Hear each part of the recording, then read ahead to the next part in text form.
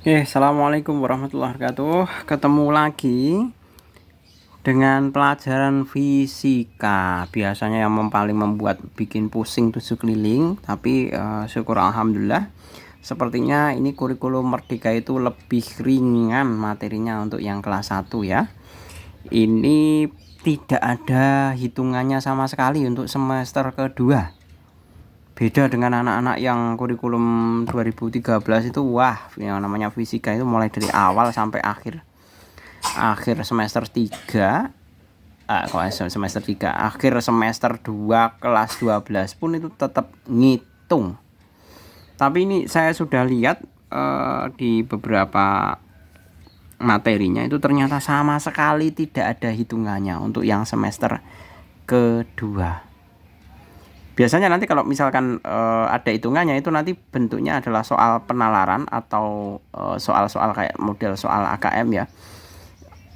Itu nanti lebih kecenderungannya menghubungkan hubungan antara disiplin ilmu satu dengan disiplin ilmu yang lain ya, khususnya kalau fisika itu nanti biasanya misalkan perbandingan itu kan tentu berhubungan dengan matematika. Pak Jul juga mau kasih saran buat saudara-saudara sekalian.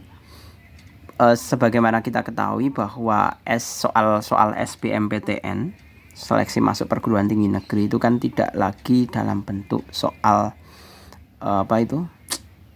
pelajaran ya, mata pelajaran, tapi khusus yang untuk jalur seleksi nasional ya, bukan yang seleksi universitas. Nah, soalnya itu memiliki ciri atau lebih mendekati ke soal-soal AKM. Jadi contohnya ya, saya berikan contoh ya. Nah, seperti ini. Ini adalah soal-soal tipe karakter soal-soal AKM. Seperti ini.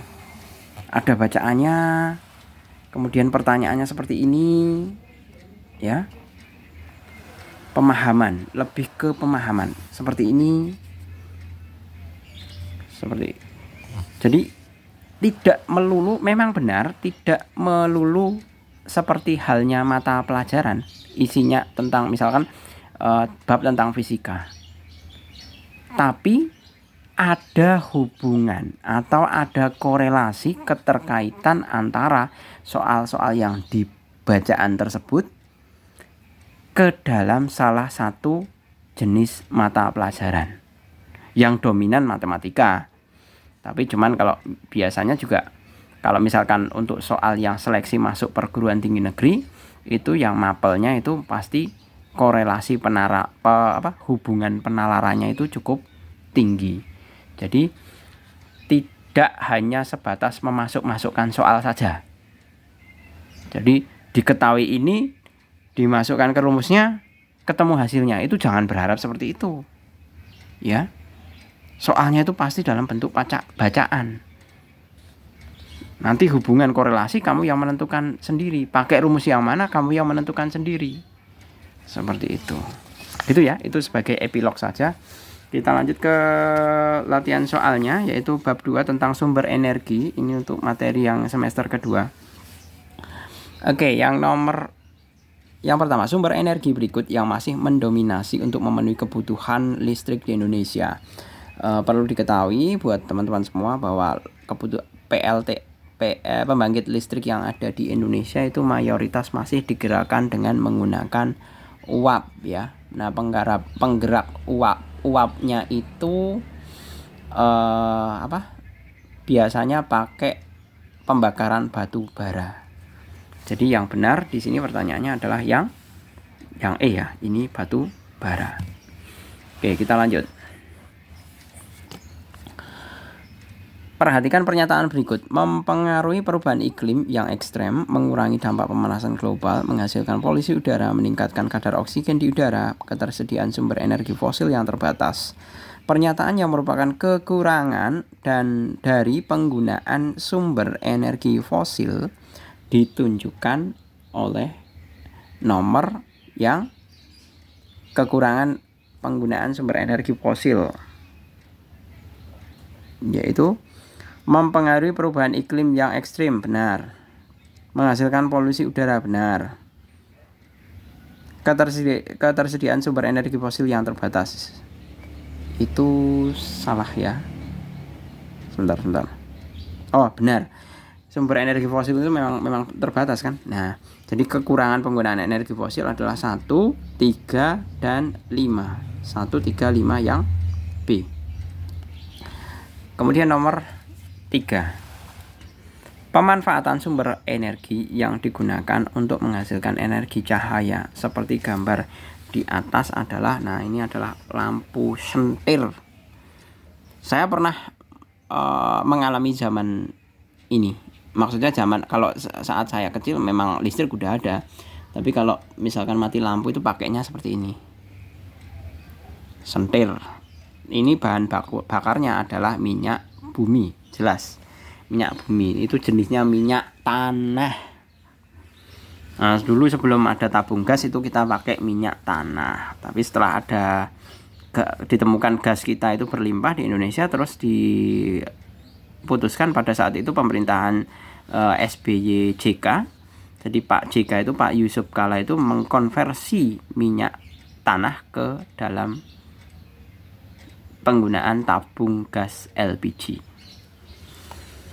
Kita lanjut nomor 4. Gas alam merupakan bahan bakar fosil yang sekitar 90% komponen penyusunnya berupa metana. Salah satu produk hasil gas alam yang lebih ramah lingkungan adalah CNG ya. CNG adalah compressed natural gas.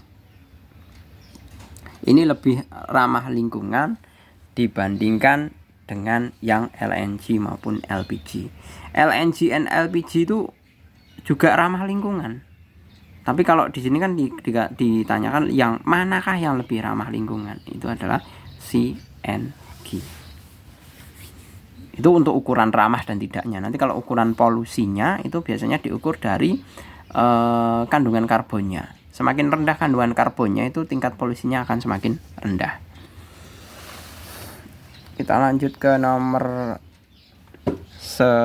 5 ya. Nomor 5. Sebentar, tak fokuskan dulu. Ini kayaknya udah fokus kok. Mata saya yang kurang jelas apa ya?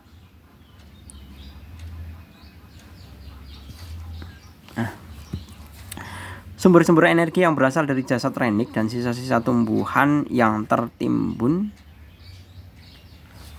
berjuta-juta tahun adalah, kalau sisa-sisa tumbuhan itu adalah batu bara. Tapi biasanya kalau jasad renik itu minyak bumi. Coba saya lihat dulu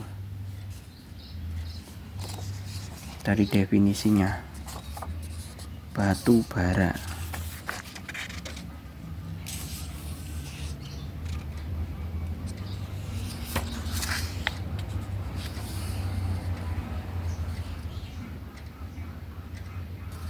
Batu bara. Batu bara atau minyak bumi ya? Nah sebentar, ini minyak bumi. Minyak bumi adalah campuran kompleks senyawa organik yang mudah terbakar dan berasal dari jasad renik, sisa-sisa tumbuhan, serta hewan. Jasad renik dan sisa, berarti minyak bumi. Lebih tepatnya minyak bumi.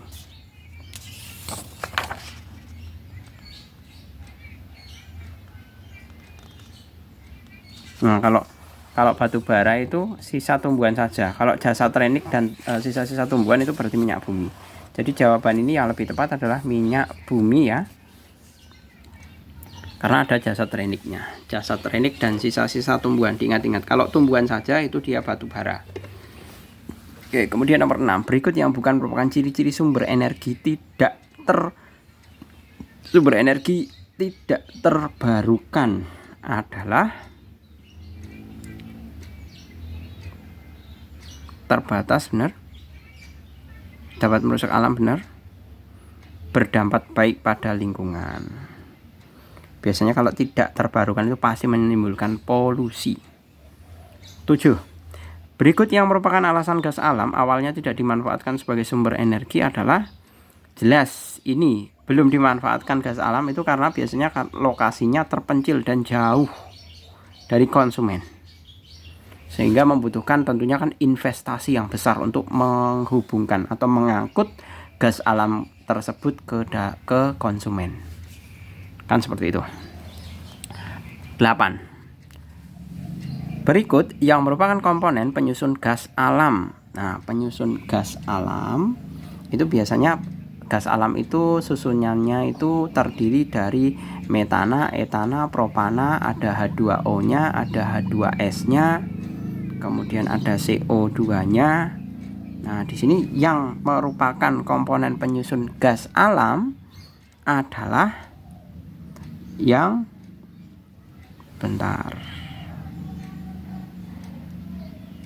O2 itu tidak ya. Bukan. H2 itu juga bukan. H2 itu juga bukan. Yang D. Ini ternyata C2H6. C2H6 itu adalah etana. Jadi nanti unsur utama gas alam itu biasanya dalam bentuk alkana. Rumusnya CnH2n plus 2. Kalau N-nya 1 berarti kan CH4. Kalau C-nya 2 H6.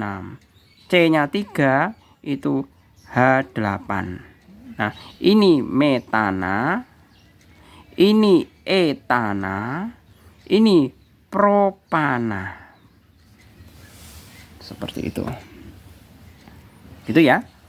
Ini unsur gas alam. Oke, selanjutnya nomor 9. Pernyataan berikut yang tepat mengenai kedua gambar di atas. Nah, ini ada LPG, ini ada batu bara. Tentunya ini kalau dibakar yang paling ramah lingkungan itu adalah LPG-nya. Atau bisa dengan kata lain bahwa batu bara itu akan menimbulkan efek polusi yang lebih besar dibandingkan LPG. Oke. Nah, pilihan jawabannya apa aja? Kita bisa baca satu persatu. Sumber energi pada gambar A memiliki tingkat polusi yang lebih rendah dibandingkan gambar B. Salah. Kedua gambar tersebut merupakan sumber energi yang tidak menyebabkan polusi. Salah besar. Nomor C. Gambar B adalah sumber energi fosil yang memiliki tingkat polusi lebih rendah dibandingkan sumber energi pada gambar A. Nah, ini benar. Pasti yang DE salah.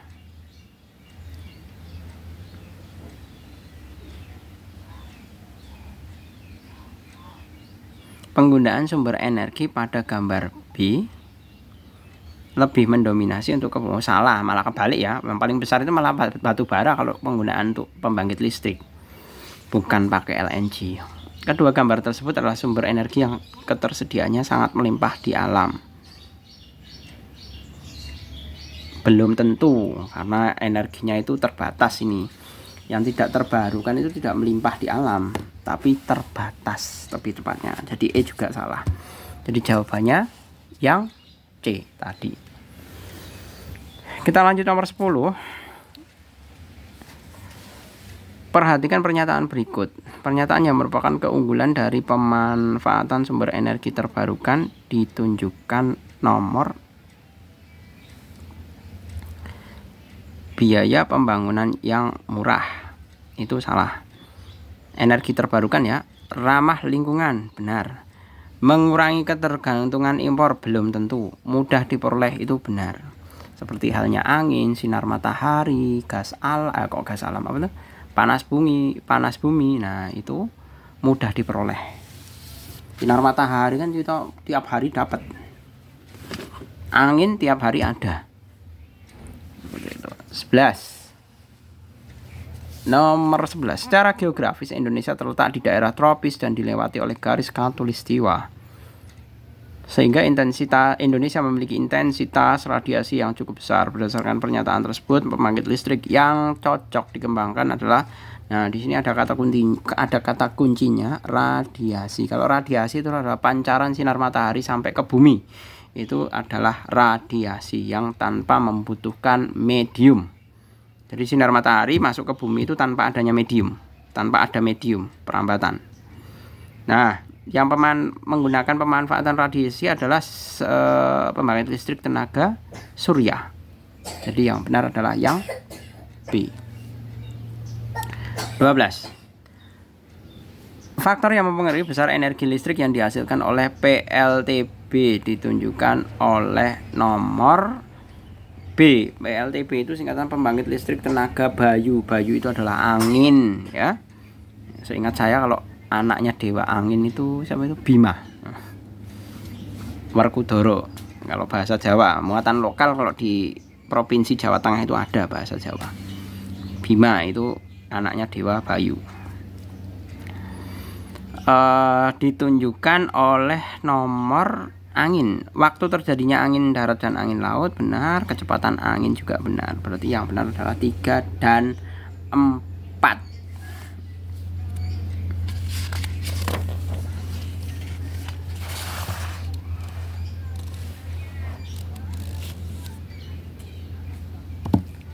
Sebentar, saya fokuskan dulu.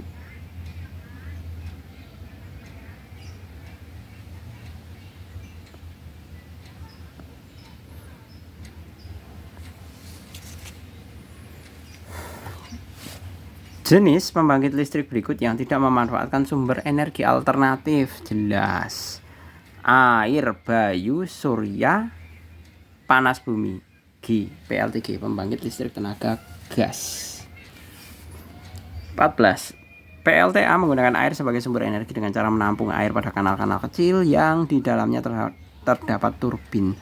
Saat air mengalir, turbin akan berputar dan generator bergerak sehingga menghasilkan energi listrik. Perubahan energi yang terjadi pada PLTA tersebut adalah kalau di bendungan-bendungan itu silahkan teman-teman bisa piknik dulu ke pembangkit listrik ya, bisa dilihat. Biasanya itu air itu dibendung. Kemudian dari air di bendung itu agar apa? Agar menghasilkan debit yang tinggi. Kok debit yang tinggi toh? Agar menghasilkan energi potensial yang tinggi. Kemudian dari energi potensial yang tinggi itu kemudian diturunkan ke lewat kanal. Jadi kan jatuh dari atas, kan jatuh. Nah, dari jatuh itu kan menimbulkan kecepatan. Nah, kecepatan air yang mengalir itu akan menggerakkan turbin. Nah, jadi dari potensial berubah menjadi kinetik. Habis kinetik kemudian berubah menjadi listrik. Nah, urutannya seperti itu mestinya.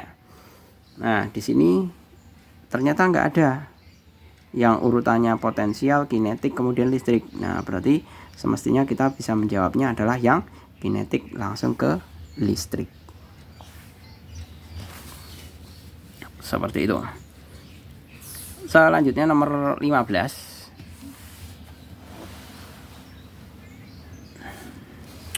Suatu wilayah di Indonesia memiliki banyak sungai yang beraliran deras. Keadaan tersebut mendukung untuk dikembangkan pembangkit listrik.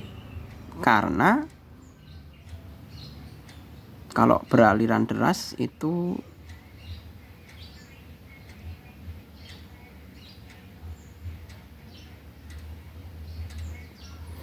yang B ya, debit air stabil dan arus deras.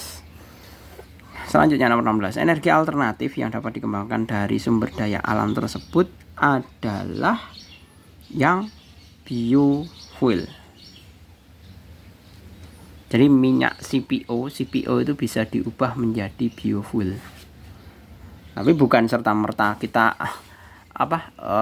kita memakai bahan bakar BBM-nya itu dengan memasukkan minyak goreng ya. Kalau ini kan tumbuhan sawit ya. Tumbuhan sawit itu kan menghasilkan CPO yang merupakan bahan dasar dari minyak goreng. Tapi tidak serta-merta minyak goreng bisa digunakan untuk naik motor atau menggerakkan motor atau mobil. Nanti jangan dari setelah mendengar materi seperti ini, oh kelapa sawit bisa untuk sebagai biofuel, kamu nyoba-nyoba motor kamu isi minyak goreng. Jadi jangan sekali-kali ya. Biofuel itu dalam artian bahwa minyak gorengnya itu, bukan minyak goreng ya. Kalau minyak goreng itu minyak yang memang digunakan, mati lampu ini. Mati lampu. Sebentar, tak lihat dulu ya. Aduh, mati lampu kok ya tengah-tengah.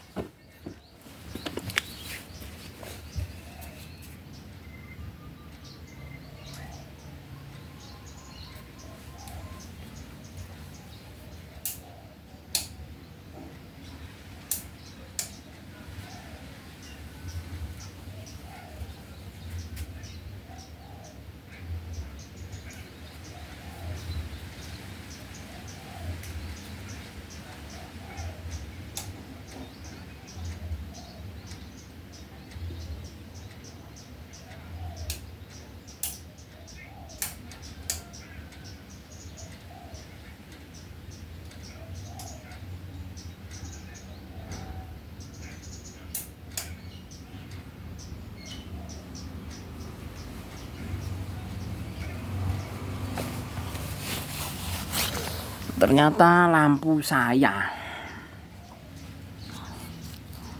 Oke, gitu ya.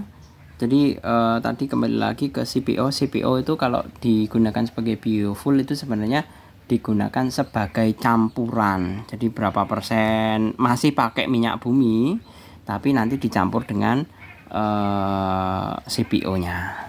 Seperti itu. Jadi tidak serta-merta 100% itu adalah CPO-nya yang digunakan untuk sebagai bahan bakarnya. Gitu ya. Kita lanjut nomor 17. Ya Allah, lampu saya trouble. Oke, selagi masih bisa, nggak masalah ya. Lanjut aja. Indonesia merupakan negara yang memiliki potensi besar dalam pengembangan sumber energi bumi. Hal tersebut karena Indonesia memiliki panas bumi itu biasanya dihasilkan dari banyak gunung api, ya. Biasanya kalau dengan adanya banyak gunung berapi mengakibatkan kita memiliki banyak sumber-sumber sumur geotermal atau sumber-sumber sumur panas bumi. Cuman biasanya itu nilai investasinya itu tinggi. Dengar-dengar kalau saya baca-baca buku itu investasi untuk membangun pembangkit listrik tenaga panas bumi itu luar biasa tinggi. Gitu. Selanjutnya, salah satu keunggulan pemanfaatan sumber energi pada gambar di atas adalah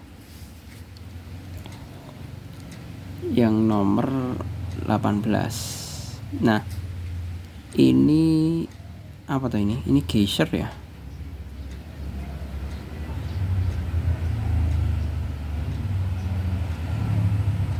Membutuhkan biaya yang murah untuk pembangunan. Kemudian ketersediaan di alam dapat habis. Tidak ya. Ini semburan apa tuh ini? Sebentar tak lihat. Ini Pak Jul kalau udah sampai tengah-tengah itu kalau suruh balik lagi syuting dari awal itu paling males. Jadi mohon dimaklumi ya, karena Pak Jul juga sibuk. Jadi urusannya tidak hanya membuat konten, Pak Jul juga harus mengurus BUMDes di desa, kemudian mengurus anak-anak les juga di desa juga. Jadi kalau sekiranya ada gangguan di tengah, tapi Pak Jul tetap bablas saja, tetap diterabas saja, itu mohon dimaklumi. Oh, nggak ada ya. Ini kalau geyser itu biasanya tanda-tanda di dalamnya itu ada panas bumi. Jadi kita bisa membuat kesimpulan bahwa dari permasalahan nomor 18 ini dia lebih ramah lingkungan. Gitu ya. Selanjutnya nomor 19. Faktor berikut yang mendukung masyarakat pedesaan dapat menggunakan sumber energi biomasa adalah,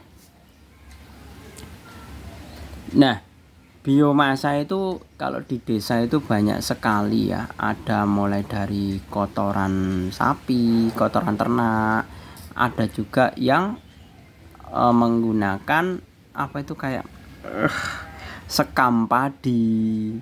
Nah, itu adalah contoh-contoh biomasa juga. Nah, itu bisa dimanfaatkan sebagai penghasil energi juga. Sekam padi, kemudian hasil tebu, kulit tebunya atau kulit jagungnya. Nah, itu semuanya adalah bentuk-bentuk biomasa. Nah, dari situ jawaban yang lebih tepat adalah sumber energi yang mudah diperoleh.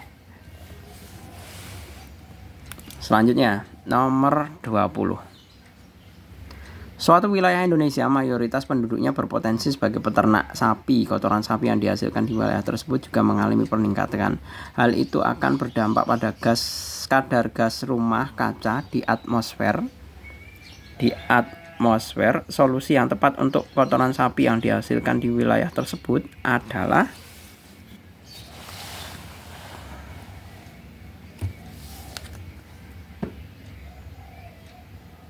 Jelas. Yang B ya. Mengolah kotoran sapi tersebut sebagai sumber energi biogas. Seperti itu. Kita lanjut. Nomor yang 1. Mengapa sumber energi gas alam menghasilkan polusi paling rendah dibandingkan dengan sumber energi batubara dan minyak bumi? Jelaskan. Nah, ini pertanyaan yang sangat mudah sekali ya. Kenapa batubara dan minyak bumi itu memiliki tingkat polusi yang lebih tinggi dibandingkan gas bumi? Karena intensitas atau kandungan dari karbon pada minyak bumi dan batubara itu banyak. Nah, itu yang mengakibatkan polusinya juga semakin banyak. Nah, kita tahu sendiri bahwa yang namanya minyak bumi itu kan yang seperti yang tadi saya contohkan, seperti halnya alkana, itu adalah ikatan CnH2n+2 alkana. Nanti ada alkena. Nanti ada lagi alkuna. Nah, ini semuanya adalah rantai hidrokarbon. Hidrokarbon atau rantai karbon C dan hidrogen. Seperti itu. Inilah yang membuat sumbangan polusinya tinggi. Karena terbuat dari hidrokarbon, dimana kalau hidrogennya itu tidak menyebabkan polusi, yang menyebabkan polusinya itu adalah kontribusi utamanya adalah karbonnya itu, yang biasanya nanti bisa dalam bentuk oksida nitrogen, oksida sulfida itu yang nanti mengakibatkan hujan asam, kemudian karbon monoksida itu nanti akan menimbulkan efek rumah kaca, seperti itu. Gitu ya. Nomor 2. Tuliskan dampak yang ditimbulkan akibat penggunaan energi pada gambar di atas. Nah, pakai bahan bakar BBM, pakai kendaraan umum. Akibat penggunaan energinya ya, fokusnya. 1. Mengakibatkan polusi udara. Mengakibatkan korosi. Korosi itu maksudnya perkaratan pada besi-besi pada gedung, jembatan, dan lain sebagainya. Nah, itu semuanya juga disumbang oleh adanya pembakaran BBM yang tidak sempurna. Sedemikian hingga menghasilkan oksida SO atau NO, oksida sulfida ataupun oksida nitrogen, itu akan mengakibatkan hujan asam. Nah, hujan asam inilah yang nanti akan mengakibatkan korosif pada logam. Seperti itu. Kemudian dalam rentang jangka waktu yang panjang, penggunaan BBM seperti ini juga akan mengakibatkan efek rumah kaca, sedemikian hingga lubang ozon kita menjadi semakin lebar. Akibatnya sinar matahari yang semestinya dipantulkan keluar angkasa malah masuk ke permukaan bumi dan terperangkap, sedemikian hingga suhu di bumi menjadi lebih panas. Seperti itu. Nah, itu kan sebenarnya sudah terbukti ya, dari tahun ke tahun, mulai dari ribuan tahun yang lalu sampai dengan sekarang itu sudah menunjukkan bahwa suhu bumi itu selalu mengalami peningkatan. Nah, itu karena apa? Ya karena ini penggunaan sumber energi yang tidak terbarukan. Nomor 3. Jelaskan pendapat Anda terkait PLTU, pembangkit listrik tenaga uap, sebagai sumber energi terbesar di Indonesia, tetapi penyumbang polutan yang berdampak bagi lingkungan dan alam. Nah, itu sebenarnya kembali lagi ke regulasi kita ya, ke regulasi tentunya perundang-undangan yang berlaku tentang perlindungan lingkungan hidup. Ternyata di Indonesia ini kan tidak ada perlindungan tentang lingkungan hidup yang mengatur mengenai penggunaan batu bara. Sedemikian hingga batu bara yang sangat melimpah di Indonesia merupakan penghasil batu bara nomor 2 ya. Yang pertama itu Australia, yang semuanya itu diekspor ke China. Jadi hasil batu bara di Indonesia. Nah, batu baranya itu kecenderungannya dimanfaatkan sebagai apa? Sebagai penggerak turbin dalam PL, pembangkit listrik. Seperti itu. Jadi perbandingannya PLTA, pembangkit listrik di Indonesia menggunakan batu bara itu lebih banyak dibandingkan yang lainnya. Nah, itulah yang mengakibatkan adanya peningkatan polusi yang berdampak bagi lingkungan dan alam. Negara yang seringkali memusuhi Indonesia dalam hal penggunaan batu bara itu adalah negara-negara di Eropa. Mereka banyak sekali yang mengecam ekspor maupun penggunaan batu bara di Indonesia. Indonesia itu kan eksportir batu bara juga, yang diekspor ke China. China itu konsumen importir batu bara Indonesia yang terbesar. Nah, itulah biasanya nanti ada perang dagang. Dalam istilah Eropa itu biasanya itu kan nerima minyak goreng juga, menerima CPO dari Indonesia juga.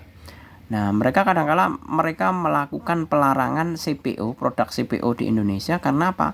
Karena Indonesia itu sebagai pelaku perusak lingkungan. Sebagai contoh, babat lahan sawitnya, babat hutan, batu baranya diekspor ugal-ugalan. Nah, mereka itu mereka teknik perang dagangnya dengan Indonesia itu biasanya dengan tuduhan itu.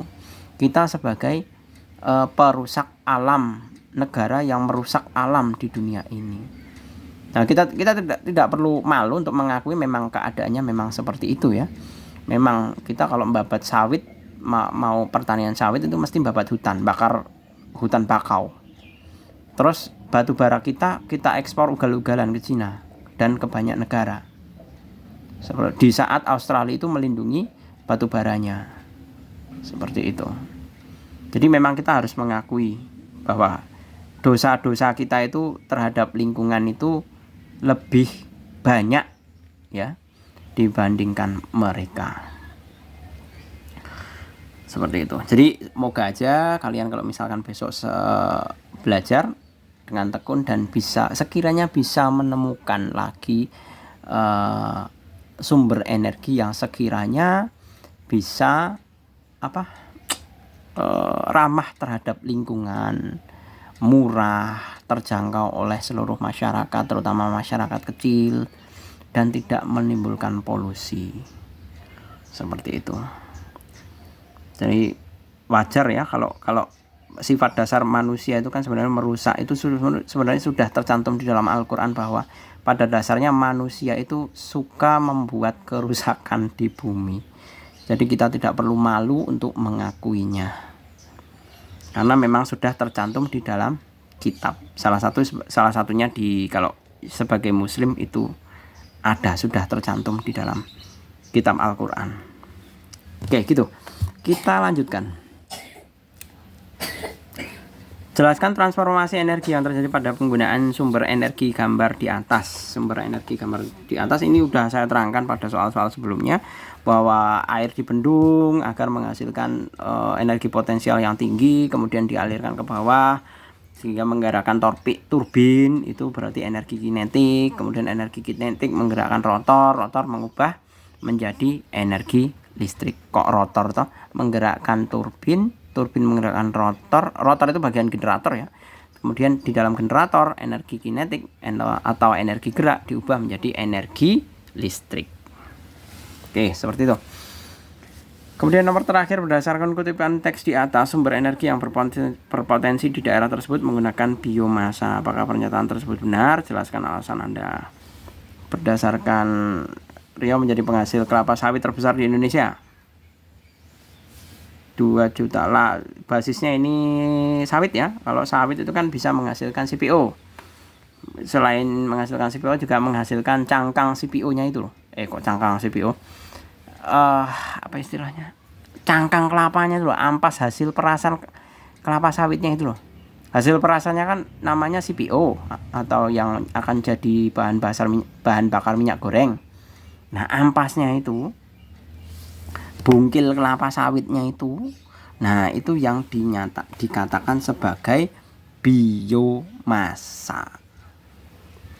Jadi biomasa yang ada di dalam teks ini adalah bungkil, bisa dikatakan bungkil atau cangkang kelapa sawit. Seperti itu. Apakah pernyataan tersebut benar? Benar. Biomasa itu maksudnya energi yang dihasilkan dari biomasa. Bio itu kan dari makhluk hidup ya. Masa itu adalah tumpukan yang bukan tumpukan, istilahnya apa toh? Biomasa, sekumpulan sisa makhluk hidup yang bisa digunakan sebagai menghasilkan energi. Nah, sekumpulan makhluk hidupnya, bukan sekumpulan makhluk hidup, ngawur. Sekumpulan bagian dari makhluk hidup yang dapat digunakan sebagai penghasil energi. Jadi kalau dalam konteks yang bacaan ini kan kelapa sawit itu kan pertama diperas, keluar cairannya itu namanya CPO yang merupakan bahan dasar minyak goreng. Nah, hasil perasannya sisa perasannya atau ampas kelapa sawitnya itu, nah itulah yang dinamakan dengan biomasa. Sama seperti yang saya katakan tadi tentang padi, sekam padi. Sekam padi itu juga salah satu jenis biomasa. Oke, gitu ya. Selesai untuk pembahasannya mengenai bab kedua sumber energi pelajaran fisika kelas 10 semester 2. Terima kasih, semoga membantu. Mohon maaf tadi atas gangguan dengan lampu kelap-kelipnya ya. Seperti itu. Semoga besok tidak ada gangguan lampu kelap-kelip lagi. Terima kasih, selamat pagi. Assalamualaikum warahmatullahi wabarakatuh.